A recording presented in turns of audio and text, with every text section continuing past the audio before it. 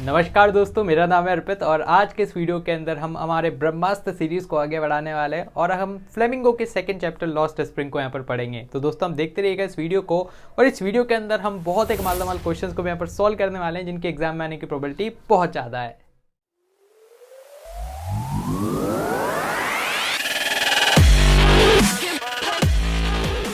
तो आज के इस वीडियो के अंदर हम लेटेस्ट सीबीएसई के सिलेबस के हिसाब से इस चैप्टर को पढ़ेंगे और इस चैप्टर के अंदर हम इंपॉर्टेंट क्वेश्चन को, expected question, sample paper, PYQ और भी बहुत सारी चीज़ों को यहाँ पर देखेंगे और साथ ही एकदम कॉन्साइज वे में समरी को भी देखेंगे इस चैप्टर की। तो आइए स्टार्ट करते हैं हमारे इस वीडियो को और आपको इस चैप्टर के एकदम डिटेल नोट्स तो मिल जाएंगे, साथ ही मैंने आपके लिए 1 पेज शॉर्ट प्रिंटेबल नोट्स भी यहाँ पर बनाए हैं, तो उनका लिंक भी आपको डिस्क्रिप्शन में मिल जाएगा। तो आइए स्टार्ट करते हैं हमारे इस वीडियो को।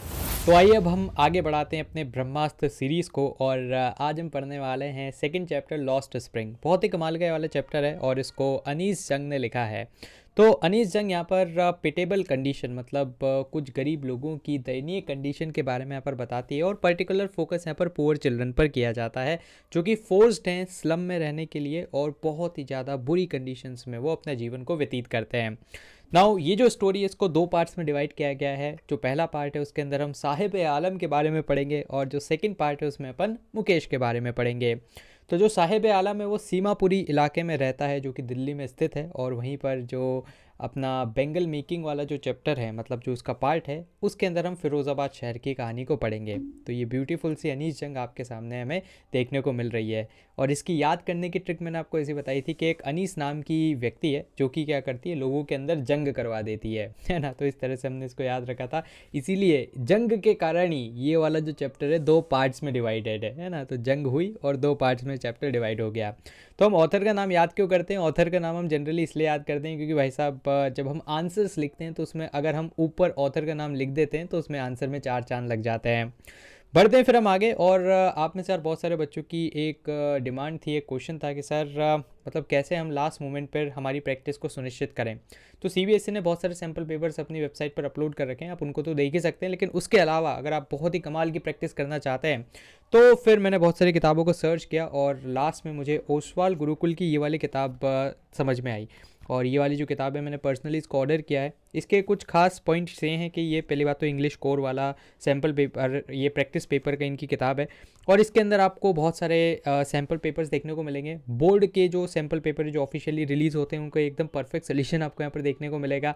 दैन उसके बाद कुछ आइडियल पेपर्स आपको मिलेंगे जिसको आप बिल्कुल एग्जाम कंडीशन में बैठ कर सॉल्व कर सकते हैं। तो यार बिल्कुल ये तो एक ऐसी आइडियल किताब है जो कि आपकी डेस्क पर होनी चाहिए। तो ओसवाल गुरुकुल की वाली किताब है और इसका लिंक आपको डिस्क्रिप्शन में मिल जाएगा, तो वहाँ पर से आप इसको परचेज़ कर सकते हैं। पढ़ते अब हम आगे और अब देखते हैं जो पहला पार्ट है हमारी स्टोरी का, sometimes I find a garbage a rupee in the garbage, इसको हम देखने वाले हैं। तो ये वाली जो कहानी है वो साहिब नाम के एक व्यक्ति की है जो कि एक रैक पिकर है ना। रैक पिकर मतलब जो कि कचरा को बीनते हैं। तो हर मॉर्निंग यहाँ पर हमारी जो ऑथर है अनीस जंग, उसको साहिब मिलता है और साहिब क्या कर रहा होता है, वो अपने दोस्तों के साथ गार्बेज में कुछ गोल्ड को तलाश रहा होता है। अब यहाँ पर गोल्ड का मतलब लिटरली अपने को गोल्ड नहीं लेना है, गोल्ड का मतलब है कि कुछ कीमती वस्तु को वहाँ पर वो तलाश रहा है ना। तो वो जो कीमती वस्तु है वो उसको मिलेगी, फिर वो कबाड़ी वाले के पास जाएगा, उसको बेच देगा और अपना जीवन यापन करेगा। तो वो इस काम में लगा हुआ है। साहब और उसकी फैमिली का अगर हम बैकग्राउंड देखें तो वो बांग्लादेश के ढाका शहर से दिल्ली के सीमापुर इलाके में आए हैं और आने का कारण क्या है, क्योंकि भाई साहब स्ट्रॉम आया था और उसने उनके सारे फील्ड्स को, होम्स को, सबको डिस्ट्रॉय कर दिया। तो इसके कारण उनको सीमापुरी इलाके में आना पड़ा। अब ये जो दिल्ली का सीमापुरी इलाका है भाई साहब, ये पहली बात तो एकदम मेन दिल्ली में नहीं है, दिल्ली के थोड़ा सा बाहर है, आउटस्कर्ट्स पे है और यहाँ की जो कंडीशंस है वो बहुत ज़्यादा दयनीय है। अब ये लोग दिल्ली ही क्यों आए, कहीं और भी जा सकते थे। तो दिल्ली एक बहुत ही बड़ा शहर है, बोला जाता है सपनों की नगरी है ना।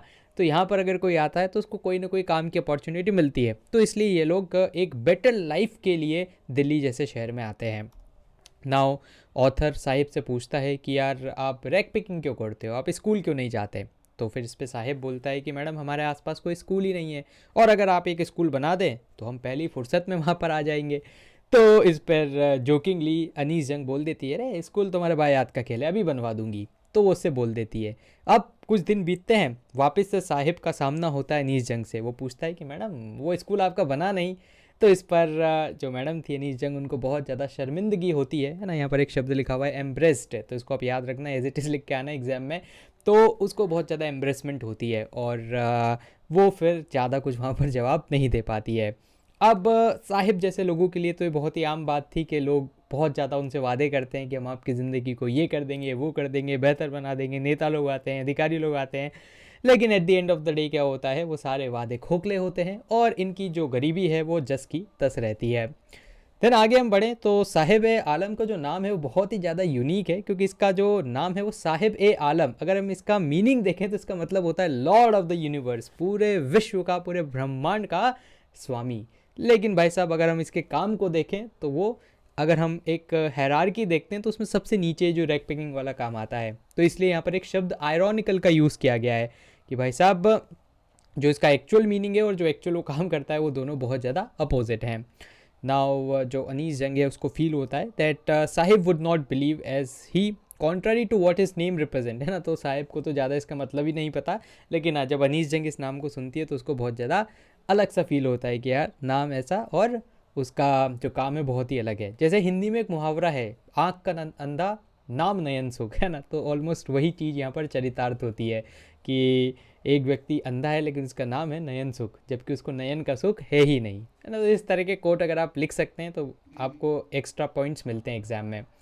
Now one day the author curiously asked one of the boys about why they don't wear chappal, है ना। तो देखती है कि यार इन लोगों ने चप्पल नहीं पहन रखी है, तो पूछती है कि यार तुम चप्पल क्यों नहीं पहनते हो। तो इस पर वो जो लोग हैं वो उसको आंसर करते हैं कि यार हमारे घर में चप्पल है एक आध, लेकिन मेरी मम्मी क्या करती है उसको अलमारी के ऊपर रख के रखती है, और जब बहुत ज़्यादा स्पेशल ओकेजन आता है तभी वो चप्पल हमें नसीब होती है, वरना मम्मी चप्पल उतारती नहीं है। तो इस पर ऑथर को लगता है कि यार या तो ये मतलब अपने आप को गरीब दिखाने के लिए चप्पल नहीं पहन रहे हैं, है ना, या फिर ये इनका एक ट्रेडिशन है कि अगर चप्पल नहीं पहनेंगे तो लोग हमें भीख देंगे। तो इस प्रकार से ऑथर यहाँ पर एक अपना ओपिनियन बनाती है कि हाँ क्या पता ऐसा हो सकता है, वरना असल कारण ये भी हो सकता है कि यार वो इतने ज़्यादा गरीब हैं कि उनकी जो बेसिक नेसेसिटीज़ हैं पहले वो उनका तो पूरा करें, उसके बाद तो चप्पल जैसी कुछ लग्जरी को वो अफोर्ड कर पाएँ। तो ये दो कारण यहाँ पर निकल के आते हैं। नाउ यहाँ पर एक लाइन भी लिखी हुई है कि हो सकता है कि ये एक एक्सक्यूज़ हो अपनी पॉवर्टी को छुपाने का, है ना, या फिर अपनी पॉवर्टी को लोगों तक पहुँचाने का। तो ये सारी बातें यहाँ पर सामने आती है। देन इसके बाद हम आगे देखें तो इस पूरे चैप्टर के अंदर एक छोटी सी स्टोरी का भी मेंशन है ना। मैं बहुत ब्रीफ में बताता हूँ क्योंकि यहाँ से अक्सर क्वेश्चंस आते नहीं हैं। स्टोरी कुछ ऐसी है कि एक पंडित जी थे, उनका एक लड़का था, उसके पास जूते नहीं थे। वो रोज़ भगवान से मांगता था कि हे प्रभु, तू इतना विशाल काय है, लोगों की मन्नतें दुआएं सब कुछ कबूल करता है, तो ऐसा कर तू मुझे भी जूते दिलवा दे। अब बहुत दिनों तक वो ये मन्नत मांगता था। एक दिन देखा गया कि उसके पैर में जूते थे। तो यहाँ पर से ये साबित होता है कि हाँ, अगर आप बहुत ही दिल से मांगो तो कुछ ना कुछ चीज़ तो आपको मिल ही जाती है। लेकिन कॉन्ट्रारी टू दिस, यहाँ पर अगर हम इन बच्चों को देखें तो ये 2 साल पहले भी ऐसे ही थे बिना चप्पल के, आज भी बिना चप्पल के ही है। तो मतलब यहाँ से यही प्रूव हो रहा है कि यार इनकी क्यों नहीं सुन रहा है भगवान, है ना। जब बाकी सबकी सुन रहा है तो इनकी भी सुन ले। तो इस प्रकार की एक छोटी सी स्टोरी दे रखी है। बाई चांस अगर आप लाइन बाय लाइन पढ़ोगे एनसीईआरटी को तो आपको एक कहानी दिखेगी। उम्मीद है अब आपको समझ भी आ जाएगी है। देन इसके बाद अब जो ऑथर थी उसकी बहुत ज़्यादा बोलचाल होने लगी थी साहिब से, तो फिर है ना, इसको हम बोलते हैं एक्वेंटेंस के, वो उसके क्लोज ग्रुप में आ गया था। मतलब बार बार जब दिन वो उसको दिखता था तो ऐसा लगता था कि हाँ ये तो जाना पहचाना है, तो अब इसके बारे में मुझे और जानना है ना। तो ऐसा अनीस जंग का मानना था। तो वो चली जाती है कि बेटा कहाँ पर रहते हो, तो बोलता है कि मैडम हम रहते हैं सीमापुरी में। तो सीमापुरी में जाती है हमारी ऑथर, और वो दिल्ली की पेरिफेरी पे था, है ना, मतलब दिल्ली के थोड़ा सा बाहर था। जैसे वहाँ पर जाती है वो देखती कि यार यहाँ 100-200 नहीं 10-1000 लोग यहाँ पर इस प्रकार से रहते हैं बिना चप्पल के, गरीबी में। और ये सब लोग 1971 में जब बांग्लादेश वाला वॉर हुआ था तो उस टाइम पे वहाँ से एज ए रेफ्यूजी आए थे। तो ये उनको पता लगता है। हाइवर बहुत ही ज़्यादा पुअर कंडीशन में वो वहाँ पर रहते हैं, है ना। उनके जो घर हैं वो भी कोई पक्के घर नहीं हैं, वो टिन और टारपोलिन से बने हुए हैं। टारपोलिन आपने देखा होगा, ब्लू कलर का एक प्लास्टिक शीट रहती है जिसको बारिश के दौरान यूज़ किया जाता है ना, प्लास्टिक। तो उस तरह का रूफ़ उनकी थी। देन कोई ड्रेनेज की व्यवस्था नहीं, नालियाँ वगैरह कुछ भी नहीं थी, प्रॉपर ड्रिंकिंग वाटर की फैसिलिटी नहीं।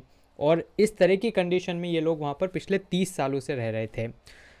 उनके पास राशन कार्ड था ताकि उनकी बेसिक जो फूड वाली ज़रूरतें हैं वो पूरी हो जाए, है ना। और यहाँ पर एक पॉइंट भी मेंशन है कि भाई साहब इलेक्शन वगैरह में वोट करना और ये सब ठीक है, ये बाकी आइडेंटिटी अलग जगह और मेन खाना अलग जगह है ना, तो फूड ही इनके लिए मेन आइडेंटिटी है कि फूड मिल जाए भाई वो बहुत है।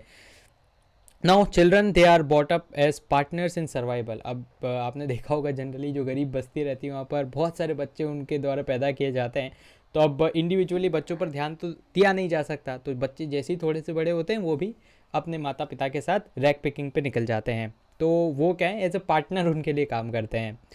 देन इसके बाद जो गार्बेज हैं बच्चों के लिए उसका अलग मीनिंग है, क्योंकि जब बच्चे गार्बेज उठाते हैं तो वो तो खेल खेल में उसको उठाते हैं ना, कभी वो चाहते हैं कि यार एक कोई चांदी का सिक्का मिल जाए, कभी चाहते हैं कि 10 रुपये का नोट मिल जाए, कोई बहुत ही कीमती वस्तु मिल जाए जिससे हमें थोड़ा सा एक्स्ट्रा पैसा मिले और हम उसको मस्त उड़ा दें, गोलगप्पे खा ले, है ना। लेकिन जो बड़े लोग हैं यार उनके लिए तो गार्बेज पिक करना एक सर्वाइवल का इशू था, अगर वो गार्बेज पिक नहीं करेंगे तो भाई साहब घर नहीं चल पाएगा। देन इसमें एक छोटा सा इंसिडेंस भी मेंशन किया गया है कि साहेब ऑथर से बोलता है कि अरे कुछ वो भी बहुत ज़्यादा एक्साइटमेंट में कि यार कभी तो मुझे 1 रुपये का सिक्का मिल जाता है और कभी 10 रुपये का नोट तक मिल जाता है, कितनी बड़ी बात है मैडम, जानते हो आप, है ना।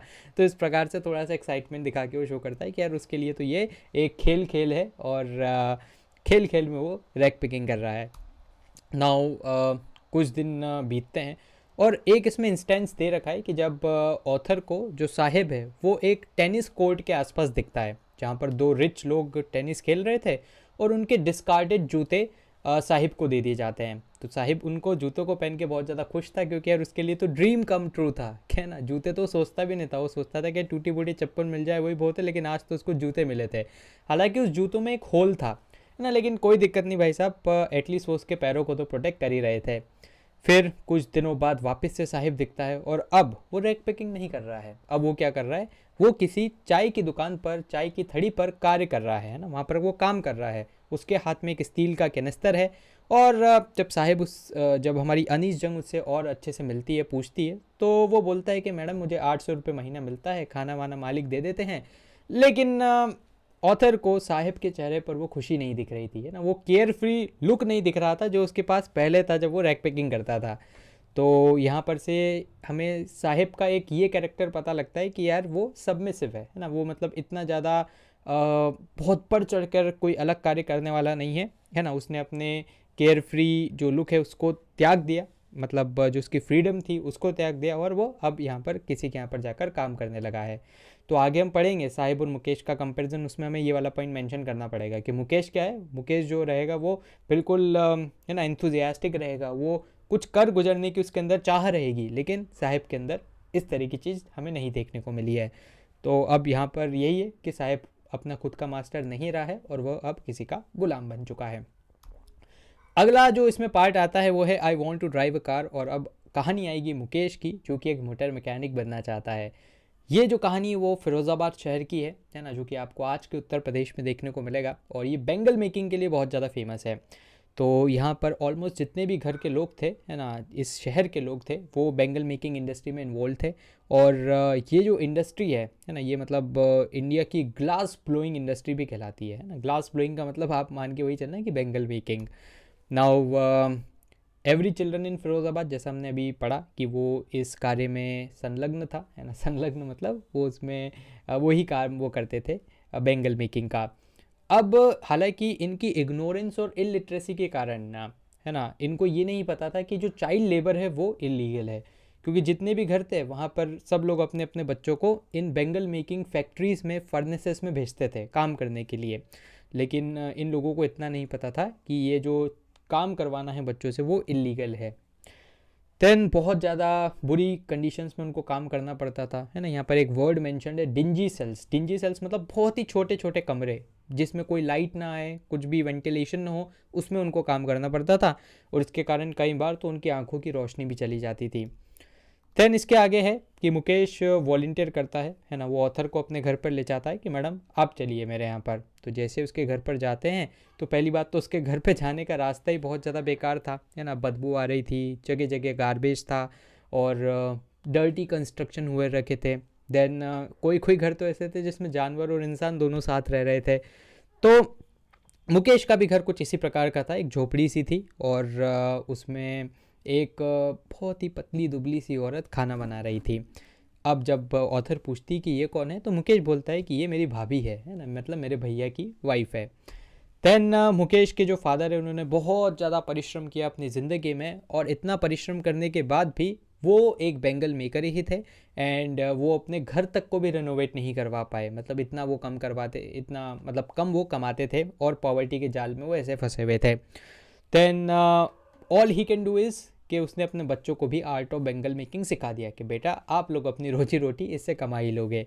अब मुकेश की ग्रैंड मदर से जब बात करती है अनीस जंग, तो वो बोलती है कि अरे मैडम ये तो सब कर्म है, यही हमारा भाग्य है, डेस्टिनी है। तो कर्म और डेस्टिनी की थ्योरी यहाँ पर उसकी ग्रैंड मदर देती है। वो बोलती है कि अरे ये तो भगवान का दिया हुआ है और अब हम इससे नहीं भाग सकते। हो सकता है पिछले जन्म में हमने बहुत ही ज़्यादा कुकर्म किए होंगे और उसके कारण हमें आज ऐसी स्थिति में रहना पड़ रहा है। देन उसके बाद she also informs that the industry does not pay them well to it, है ना। बोलती है कि अरे मैडम इसमें कुछ है ही नहीं, बेंगल मेकिंग में बस इतना भी नहीं है कि हम 2 टाइम का खाना बहुत अच्छे से खा लें। अब इस तरह की चीज़ों को सुनकर है ना, तो हमारी जो अनीस जंग है उसको बहुत बुरा लगता ही है। और ये बात सुनकर कि यार पूरी ज़िंदगी भर काम करने के बाद भी एक व्यक्ति अपने घर को रेनोवेट तक भी नहीं कर पा रहा है, ये चीज़ सुनकर तो उसको बहुत ज़्यादा बुरा लगता है। अब हर एक हाउस होल्ड की यही कहानी थी, है ना। सब में ऑलमोस्ट यही सेम ही सीन था, सभी लोग पॉवर्टी के जाल में फंसे हुए थे। और इसका एक कारण पता लगता है कि यार ये लोग अपने आप को इकट्ठा नहीं कर पा रहे हैं, एज ए कोऑपरेटिव ही अपने आप को इस्टेब्लिश नहीं कर पा रहे हैं। बोला जाता है ना, एकता में शक्ति है। एक माचिस की तिल्ली को तोड़ सकते हैं, लेकिन एक अगर झुंड होगा माचिस की, उसका गट्ठर होगा, तो उसको नहीं तोड़ पाएंगे। तो सेम यहाँ पर भी है कि वो अकेले अकेले रहते हैं तो कोई भी उसका बाजा बजा जाता है ना। लेकिन अगर कोई वो लोग साथ में रहें तो शायद फिर वो संगठित होकर अपने जो उनके खिलाफ एक्सप्लॉइटेशन हो रहा है उसकी आवाज़ उठा वो सकें। लेकिन ऐसा नहीं हो पाता है, और जनरली अगर कोई ऐसा इनिशिएटिव भी लेता है तो उसको दबा दिया जाता है। यहाँ पर जो ऑथर है 2 तरह के संसारों को देखती है ना। 2 words are identified in Firozabad. पहला तो था इन एक्सप्लॉइटेड लोगों का, जो कि गरीबी के जंजाल में फंसे हुए हैं, है ना, और यहाँ पर स्टिग्मा ऑफ कास्ट और जाति और ये सारी चीज़ों में वो बटे हुए हैं। जबकि दूसरा है जो विशियस साइकिल जो बनाते हैं, है ना, जो कि साहूकार, मिडिलमैन, पॉलिटिशियन, ब्यूरोक्रेट्स मतलब नौकरशाह, IAS IPS। तो इन सारे लोगों का एक और वर्ड है ना, जो कि इन लोगों को एक्सप्लॉइट करते हैं। और इन्हों मतलब ये जो बर्डन है, इसी के कारण क्या होता है, एक बच्चे को चाइल्ड लेबर में इंडल्ज होना पड़ता है। Now to do something else, और अगर कोई कुछ और करना चाहता है तो भाई साहब ये कुछ करने देते नहीं हैं। नाउ लेकिन एक रे ऑफ होप हमें देखने को मिलती है, क्योंकि मुकेश अलग सोचता है। वो मोटर मैकेनिक बनना चाहता है, और इसके लिए वो एक अप्रेंटिसशिप पे भी जाता है ना, मतलब वो किसी के यहाँ पर इंटर्नशिप के लिए जाता है कि अब मैं मोटर मैकेनिक बनूंगा, और कुछ अलग यहाँ पर से मैं करना चाहता हूँ। तो ये जो अलग करने की चाह है, ये हमारी अनीस जंग को बहुत ही अच्छी लगती है। तो इस प्रकार से वाला चैप्टर होता है समाप्त, है ना। इसके मैंने बहुत ही अच्छे शॉर्ट नोट्स बना रखे हैं, जिसको आप प्रिंट करवा सकते हैं, और एक पेज में सारी चीज़ें कवर्ड है, तो इसको आप डाउनलोड कर लीजिएगा, लिंक आपको डिस्क्रिप्शन में मिल जाएगा। देन इसके बाद कुछ हम एक्सपेक्टेड क्वेश्चन देखते हैं, जो कि एग्जाम में जिनके आने की प्रोबेबिलिटी बहुत ज़्यादा है। तो पहला प्रश्न है ना, एक एक्सट्रैक्ट है, 4 क्वेश्चन हमें देखने को मिलेंगे। पहला प्रश्न है इसमें कि why is garbage equivalent to gold to the people of Seemapuri, है ना। तो सीमापुरी के लोगों के लिए गार्बेज गोल्ड के समान क्यों था? ऐसा इसलिए क्योंकि अगर आप ऑप्शन नंबर सी देखेंगे, because rag picking helps them to earn money for their basic needs. तो रैक पिकिंग के चलते वो अपनी बेसिक नीड्स को फुलफिल कर पाते थे, इसलिए वो तो उनके लिए गोल्ड के समान है ना। गोल्ड मतलब होता है valuable. Now why is garbage wrapped in wonder, क्यों बच्चों के लिए गार्बेज एक वंडर था? तो ऑप्शन सी जब आप देखेंगे तो उसमें लिखा हुआ है कि because children find the possibility of finding treasure in the garbage, है ना। तो वो उनको एक्साइट करता था कि यार कुछ भी मिल सकता है, हमें एक चांदी का सिक्का मिल सकता है, 10 रुपये का नोट मिल सकता है, 1 रुपये का सिक्का मिल सकता है। तो इस चीज़ के लिए वो एक्साइटेड रहते थे, तो इसके लिए वो वंडर था। नेक्स्ट है and survival in Seemapuri means rag picking, which of the following assumptions can you make from the above statements. तो अगर आप ऑप्शन ए को पढ़ोगे कि रैक पिकिंग ये बहुत इजीली अवेलेबल जॉब थी सीमापुरी के लोगों के लिए, ना, कि जब आसपास के सभी लोग एक ही काम कर रहे हो तो वो करना बहुत आसान रहता है, क्योंकि कोई भी आपको मदद कर देगा कि देखो ऐसे ऐसे किया जाता है, उस इलाके में कचरा मिलता है।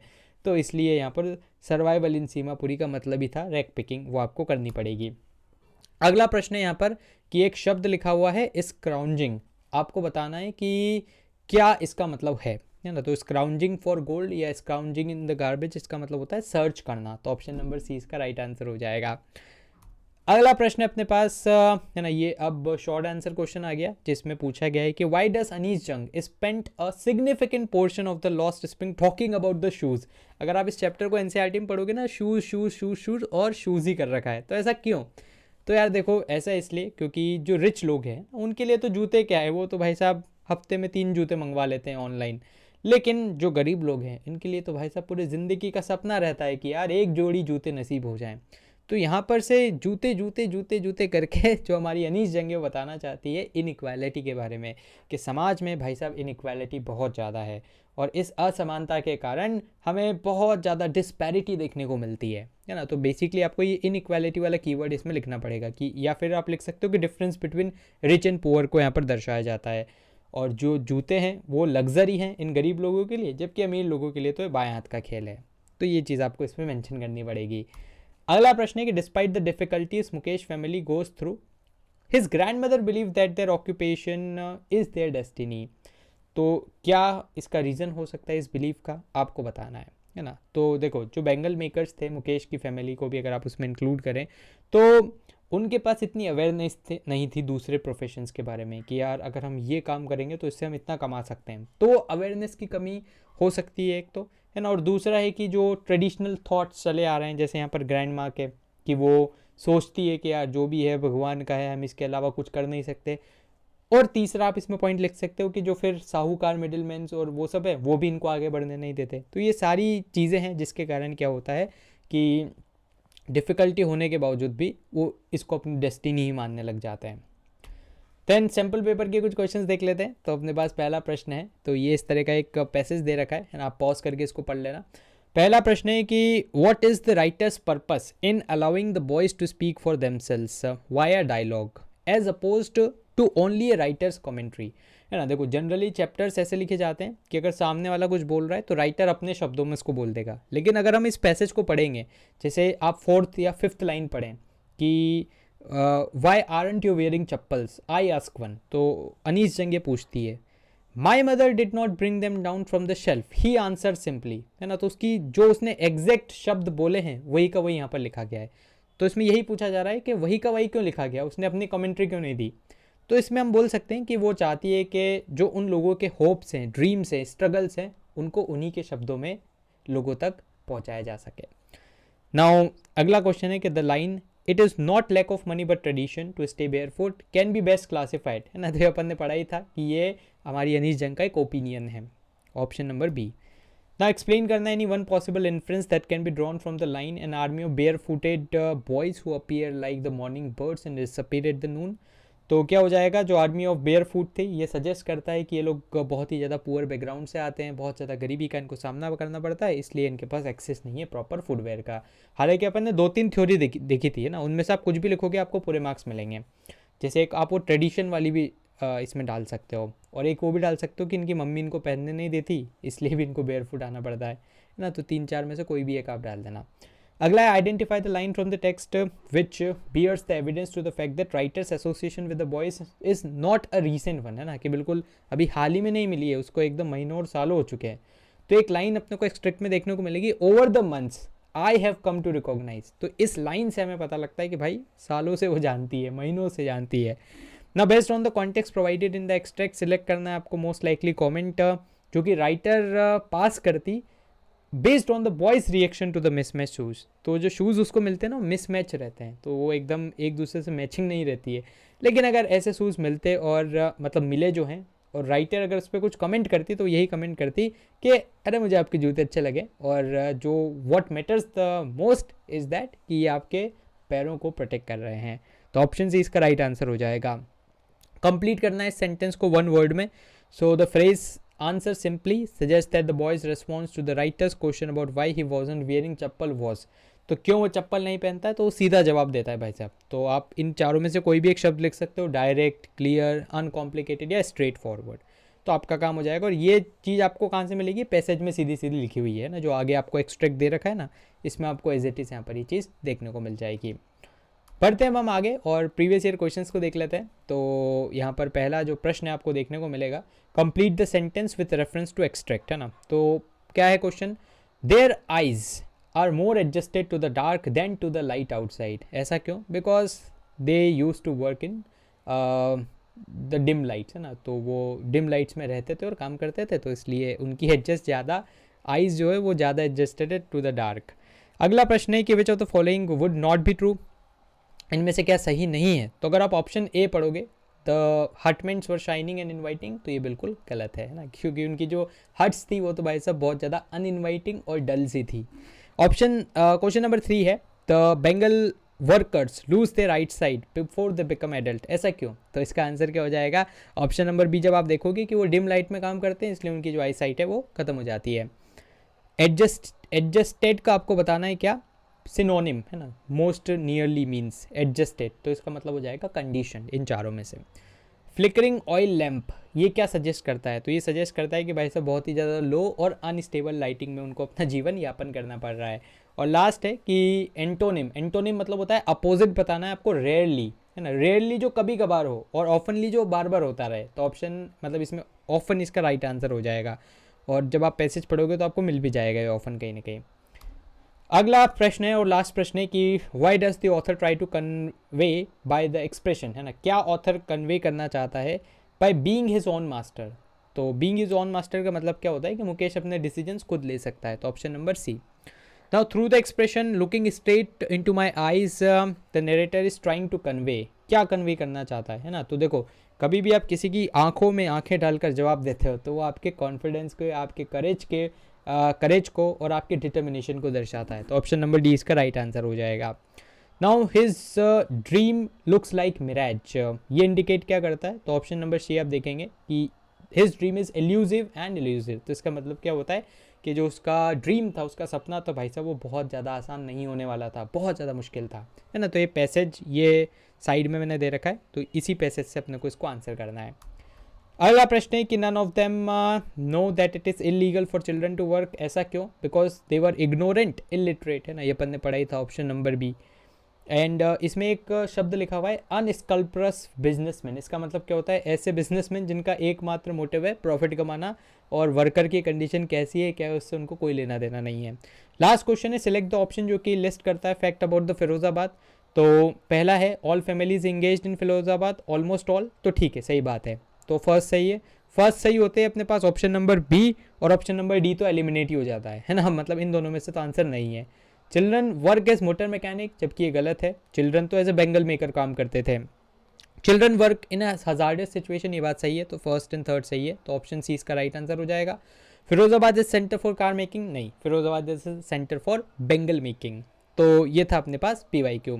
तो थैंक यू सो मच। तो फिलहाल के लिए इस वीडियो में इतना ही। मुझे उम्मीद है कि आपको ये वीडियो पसंद आया होगा। अगर आपके कोई भी डाउट्स हो, सवाल या सुझाव हो तो उसको आप जरूर से कमेंट बॉक्स में लिख दीजिएगा। दोस्तों हमारे चैनल को भी सब्सक्राइब कर लीजिएगा, क्योंकि इससे हमें और भी ज़्यादा मोटिवेशन मिलता है आपके लिए वीडियोज़ बनाने के लिए।